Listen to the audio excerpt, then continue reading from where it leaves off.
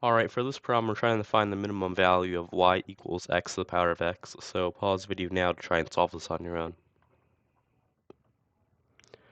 Alright, so to find the minimum value, first we have to take the derivative of y equals x to the power of x, but we can't use the chain rule since x is the base and it is not a constant.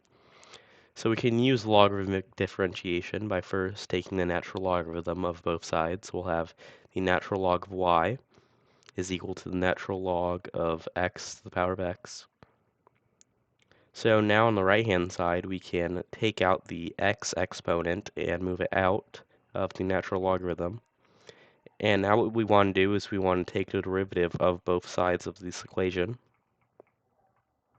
So on the left-hand side, the derivative of ln y is just going to be 1 over y times dy over dx.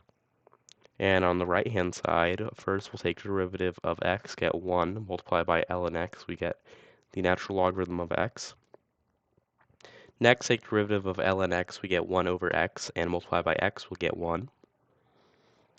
So dy over dx, we're going to multiply by y on both sides, cancel out 1 over y. But we know here y is equal to x to the power of x. So now we can just write this in terms of x only, and get x to the power of x times the natural log of x plus 1.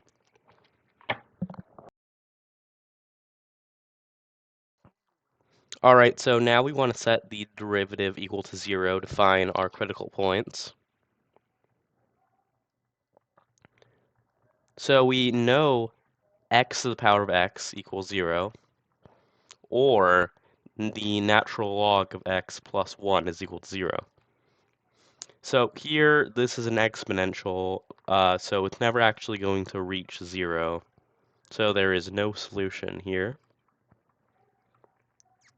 And now on this, we're just going to subtract 1 from both sides and get the natural log of x equals negative 1. Raise both sides to the power of e to cancel out the natural logarithm, and we'll have x equals e to the power of negative 1. So now we can draw a sine graph to find our critical points.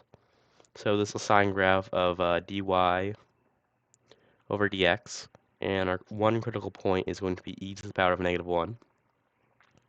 So when we look at values greater than e to the power of negative 1 for ln x plus 1, greater than e to the power of negative 1 means natural log will be greater than negative 1, and since we have a plus 1, that means this factor is going to be greater than 0, so it's always going to be positive. And for this, we always know it's going to be positive since it's an exponential, so this is just going to be positive. On the other hand, when we look at values less than e to the power of negative 1, this is going to be negative since ln x is going to be less than negative 1, so adding 1 that's less than 0. So this is going to be negative here. So we find this is our minimum value. So now we will evaluate y at e to the power of negative 1. So we get e to the power of negative 1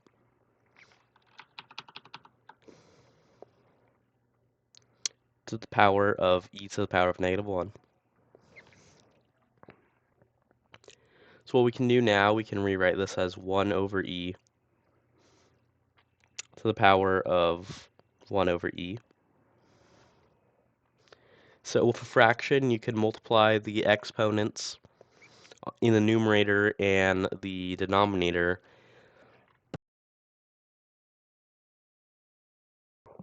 For 1, we don't need to do that since we always know it's going to be 1.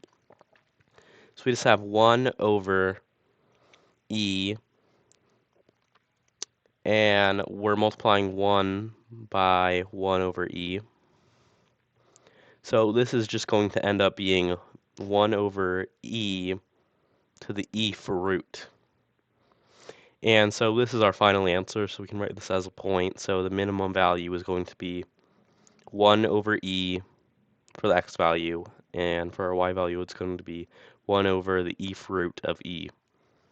So thank you for watching. If you enjoyed this, make sure to subscribe to the channel.